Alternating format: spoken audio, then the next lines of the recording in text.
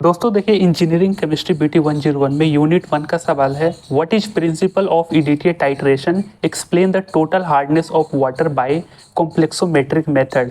ठीक है, तो एक तो प्रिंसिपल बताना है ईडीटीए टाइट्रेशन का। टाइट्रेशन के बाद उससे हम टोटल हार्डनेस को कैलकुलेट कैसे करते हैं वो हमें देखना है। ठीक है, इसमें थोड़े से कैलकुलेटिव है कि ये टोटल हार्डनेस कैलकुलेट कैसे करते हैं। तो सबसे पहले इसके हम प्रिंसिपल देखते हैं क्या है।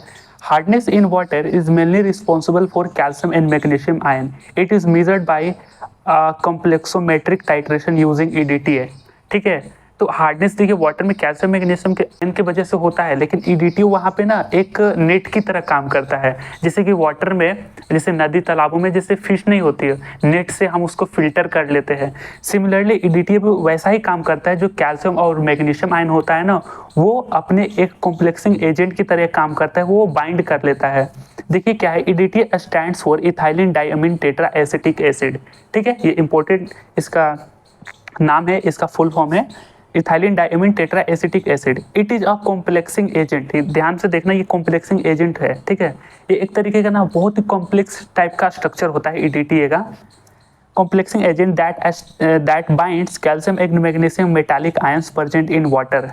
ठीक है, तो जो ये कॉम्प्लेक्सिंग एजेंट होता है, तो वाटर में मौजूद कैल्शियम और मैग्नीशियम आयन जो कि हार्डनेस के रीजन है, उसको ये बाइंड कर लेता है and forms a stable colourless complex with these ions. जब उसको बाइंड कर लेता है उसके बाद वो स्टेबल और कलरलेस कंपाउंड बना देता है। कैसे करता है इसको हम देखेंगे, लेकिन हाँ ईडीटीए के इंट्रोडक्शन में आप इतना जरूर लिखना।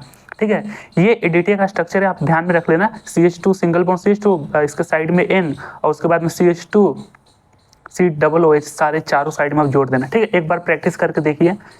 ये स्ट्रक्चर ऑफ ईडीटीए है। अब इसके प्रिंसिपल ऑफ ईडीटीए क्या है, और ये बहुत इंपॉर्टेंट सवाल है दोस्त, इस सेमेस्टर में आने की बहुत ही हाई चांसेस है। The principle of EDTA titration based on following method. देखिए इसमें दो प्रोसीजर है, इसके दो स्टेप है। पहले प्रोसीजर में क्या है ना, मैं पढ़ता हूँ। Firstly sample of hard water is buffer to maintain pH value around 10 using ये बफर सॉल्यूशन। इसका स्ट्रक्चर क्या है बफर सॉल्यूशन का, NH4OH प्लस NH4Cl। ठीक है, then add few drops of EBT. EBT को बोलते हैं eriochrome black T indicator. EBT forms a unstable wine red complex with calcium और मैग्नीशियम आयंस। तो पहले क्या हुआ, देखिए ईडीटी ना सेकंड स्टेप में हम डालेंगे।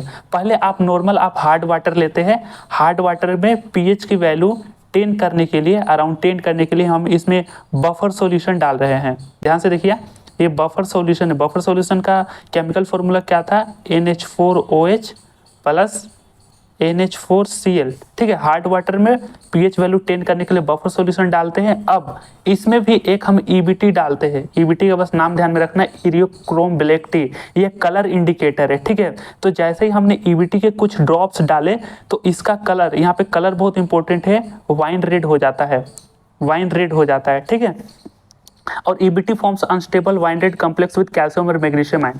इसके रिएक्शन कुछ इस तरीके से लिखना। स्टेप 1 में देखिए वाटर में हमें सिंपली हार्डनेस से काम है, तो मैग्नीशियम और कैल्शियम रहेगा।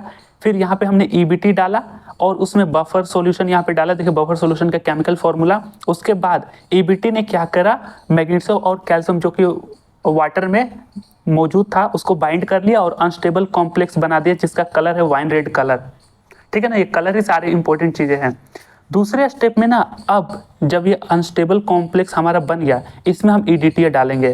तो when this above wine red complex titrates with EDTA, जब ईडीटीए के साथ टाइट्रेट करेंगे, टाइट्रेट का मतलब समझ में आता है ना आपको, ईडीटीए डालकर उसको ब्यूरेट में शेक करना ताकि एक अचीव्ड कलर मिल जाए। तो जब देखिए wine red complex titrates with EDTA इसको, देन ईडीटीए बाइंड्स कैल्शियम और मैग्नीशियम आयन। और इस केस में क्या करता है कि जब यहाँ पे आपका ईडीटीए आ जाता है, देखिए कैल्शियम 2 प्लस ईबीटी और मैग्नीशियम 2 प्लस जैसे ईबीटी, इस तरीके से स्ट्रक्चर आप बनाना है। जब ईडीटीए का साइड इसका रिएक्शन कराया, ठीक है, तो क्या क्या किया, EDTA binds calcium magnesium ions in water and forms a colourless complex.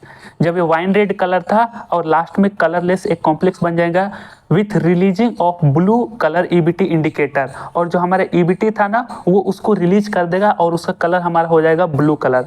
तो बहुत सिंपल है, सेकेंड स्टेप में ये इसका प्रोसीजर रहता है। ठीक है ना, तो जो calcium 2 plus EBT magnesium 2 plus EBT में ईडीटीए डाला, टाइट्रेट किया, तो कैल्शियम मैग्नीशियम जो है ईडीटीए ने उसको सोख लिया और बदले में जो ईबीटी था वो बाहर निकल गया ब्लू कलर में। ठीक है, और जो ईडीटीए जो बाइंड किया वो एक कलरलेस कंपाउंड बना दिया। ये समझ रहे हैं ना, बहुत सिंपल है यार। अब फाइनली यही तो एक इंपॉर्टेंट बात है जो मैंने स्टार मार्क किया है। Finally total hardness is determined by amount of EDTA used when colour of titration changes from wine red to blue. तो देखिए यहाँ पे रेड कलर था, EDTA डाला, टाइट्रेट किया तो वो ब्लू कलर बन गया, इसलिए यहाँ पे EBT डाला गया ताकि हम देख सके, कलर चेंजेस हो सके। और उस केस में तुमने कितना EDTA मिलाया वो वॉल्यूम से हम हार्डनेस कैलकुलेट कर लेते हैं, ठीक है। और हार्डनेस को जनरली CuCO3 के इक्विवेलेंट में निकालते हैं। तो ये बहुत ही इसका सिंपल और क्रिस्प इसका प्रिंसिपल होगा, बहुत अच्छे स्टोरी टेलिंग के साथ। यहाँ पे देखिए एस्टिमेशन ऑफ टोटल हार्डनेस, हालांकि ये जो सवाल मैंने PYQ में देखा था तो उसमें एक पॉइंट ऐड कर दिया था कि एस्टिमेशन ऑफ टोटल हार्डनेस कैसे करते हैं। तो सबसे पहले preparation of standard hard water, मैंने क्या बोला, यहाँ पे हार्ड वाटर EDTA का टाइट्रेशन में यूज किया है, लेकिन हार्डनेस कैलकुलेट करने से पहले ना हमें एक स्टैंडर्ड हार्ड वाटर का एक सैंपल चाहिए होता है। स्टैंडर्ड हार्ड वाटर क्या होता है, स्टैंडर्ड हार्ड वाटर में जनरली ये एक नॉन वैल्यू होता है, स्टैंडर्ड हार्ड वाटर एक नॉन वैल्यू होता है। देखिए हार्डनेस को हम CaCO3 के इक्विवेलेंट में निकालते हैं ना, तो यहाँ पे हमें ध्यान में रखना पड़ता है कि अगर 1 ग्राम CaCO3 प्रेजेंट है 1 लीटर वाटर में, 1 लीटर वाटर में, तो उसको हम बोलते हैं स्टैंडर्ड हार्ड वाटर, ठीक है। सारी चीजें नोट्स में लिखी है लेकिन यहाँ पे समझिए, तो 1 ग्राम को 1 mg लिख सकते हैं, यानी 1 mg प्रेजेंट है किस में, 1 ml में, 1 ml वाटर में, तो ये भी क्या है, स्टैंडर्ड हार्ड वाटर। इसको आप वैल्यू निकाल पाओगे ना, ग्राम को मिलीग्राम में, लीटर को ml में बदलते हैं। 1 ग्राम होता है 1000 मिलीग्राम और 1 लीटर 1000 ml होता है, तो दोनों कंपेरेटिवली इक्वल हो जाते हैं। तो 1 mg प्रेजेंट है 1 ml वाटर में, इसको स्टैंडर्ड हार्ड वाटर बोलते हैं। तो it is a non water sample solution that contain 1 mg of CaCO3 equivalent in 1 ml of water, यानी 1 ग्राम ऑफ CaCO3 1 लीटर या फिर 1 mg of CaCO3 1 ml of water. ये समझ में आ गया। स्टेप 1 है preparation of standard hard water. एक मैं और बात बोलना चाहता हूँ, सवाल में जब इसका आप न्यूमेरिकल करते हो ना, तो वहाँ पे स्टैंडर्ड हार्ड वाटर निकालना पड़ता है। वहाँ पे ऐसे दे देगा कि 0.18 ऐसे बोलता हूँ, 0.18 ग्राम आपका 18 ग्राम जो है CaCO3 प्रेजेंट है आपके 1 लीटर वाटर में। तो इस केस में देखिए ऐसा नहीं कि 1 mg 1 ml में है, हमें यहाँ पे निकालना पड़ेगा जब 0.8 ग्राम 1 लीटर में है तो 1 mg कितने ml वाटर में होगा, इसको इस तरीके से हमें कैलकुलेट करना पड़ता है। तो वहाँ पे स्टैंडर्ड हार्ड वाटर निकाला जाता है, लेकिन यहाँ पे न्यूमेरिकल नहीं है। कैलकुलेट कैसे करते हैं, तो सबसे पहला स्टेप है कि preparation of standard hard water. जब हमने हार्ड वाटर प्रिपेयर कर लिया स्टैंडर्ड हार्ड वाटर, अब हमारा काम होगा स्टैंडर्डाइजेशन ऑफ EDTA सॉल्यूशन। यहाँ पे ध्यान से देखना, take 50 ml of standard hard water, और इसी के तरीके से हमने 50 ml of standard hard water ले लिया। देखिए 50 mg ऑफ CaCO3 प्रेजेंट होगा 50 ml ऑफ वाटर, ऐसे बोल सकते हैं ना।